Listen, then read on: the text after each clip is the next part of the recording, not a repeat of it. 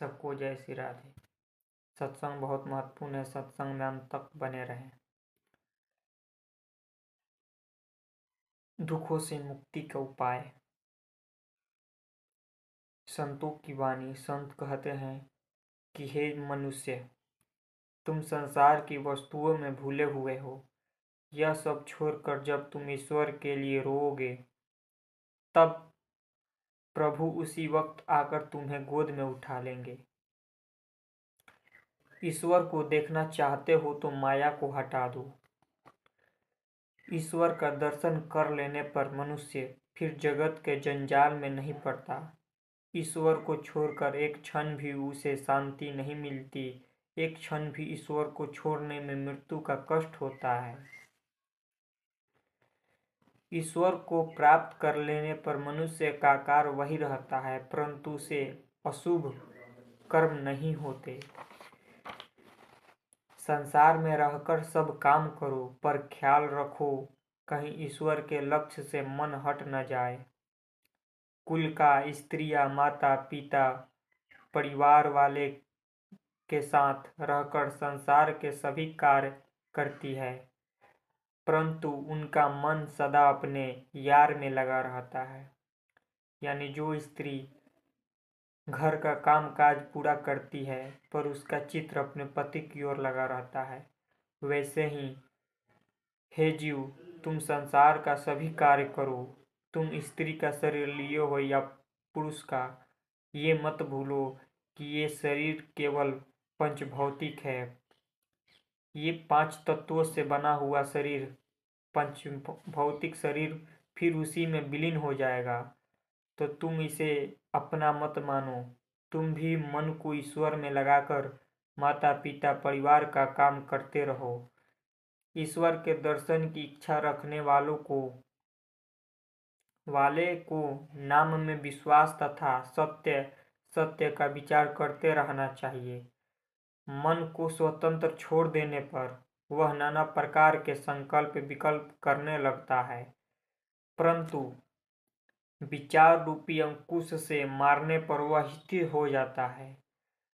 मन को अगर छोड़ दे तो संसार में वह नाना प्रकार के विकल्प करता है, परंतु विचार रूपी अंकुश से यानी ज्ञान रूपी सत्संग रूपी नित्य श्रवण करते रहने से हमारे अंदर वो ज्ञान का प्रकाश होता है और उसे हमारी बुद्धि ग्रहण करती है।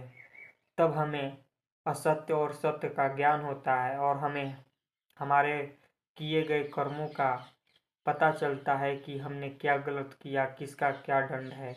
फिर उसे प्रायश्चित का मार्ग मिलता है। हरि नाम सुनते ही जिसकी आंखों से सच्चे प्रेमाश्रु बह निकलते हैं, वही नाम प्रेमी है। डुबकी लगाते ही जाओ, रत्न अवश्य मिलेगा। धीरज रखकर साधना करते रहो, यथा समय अवश्य ही तुम्हारे ऊपर ईश्वर की कृपा होगी। पतंग एक बार रोशनी देखने पर फिर अंधकार में नहीं जाता। चींटियां गुड़ में प्राण दे देती है पर वहां से लौटती नहीं। इसी प्रकार भक्त जब एक बार प्रभु दर्शन का रसवादन कर लेते हैं तो उसके लिए प्राण दे देते हैं पर लौटते नहीं। जब भक्त भगवान का थोड़ा सा भी झलक मिलता है और थोड़ा सा भी उनको भक्ति का रस मिलता है तो वो संसार का कोई भी ऐसी वस्तु नहीं चाहते, उसके लिए अपना सर्वस्व लुटाने का तैयार रहते हैं, क्योंकि उन्हें वो रस मिल गया। जैसे चींटी को चीनी का रस मिलते ही उसमें अपने आप को मार डालती है, वैसे ही जब भगवान का भक्ति का रस मिलता है, भगवान का नाम का रस मिलता है, सत्संग का रस मिलता है, तो वैसे ही जीव उसी में अपने आप को नष्ट करने को सोचता है कि भक्ति में ही हमारा जीवन अंतिम हो जाए। संसार में कितने भी भोग भोग लो, उसमें सुख और शांति नहीं है।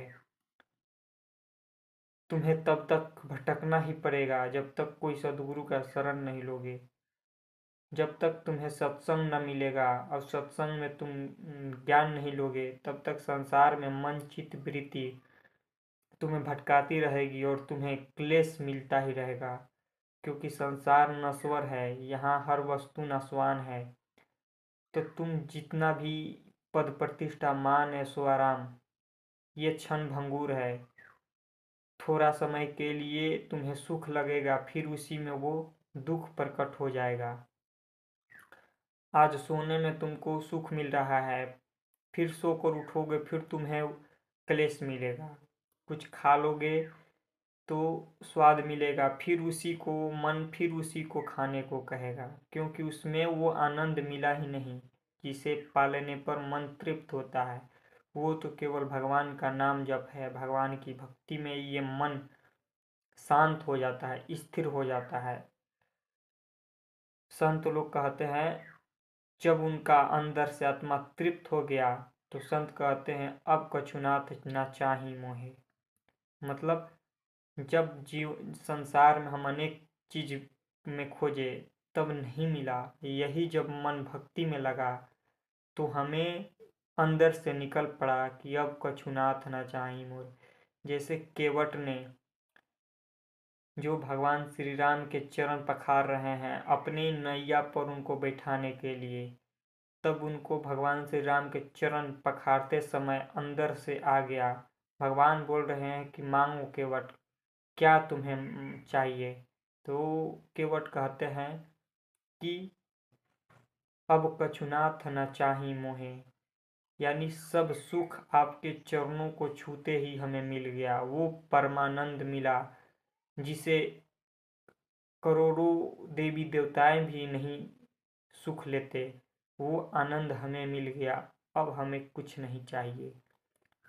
ऐसे ही जब भक्त ईश्वर दर्शन की इच्छा रखने वालों का नाम में विश्वास सत्य सत विचार करते रहना चाहिए। हरि नाम सुनते ही जिसकी आंखों से सच्चे प्रेम आंसू बह निकले वही नाम प्रेमी है। नाम जप करते हुए और भगवान का नाम जब कान में पड़े तो कितने संतों ने समाधि ग्रहण कर लेते थे।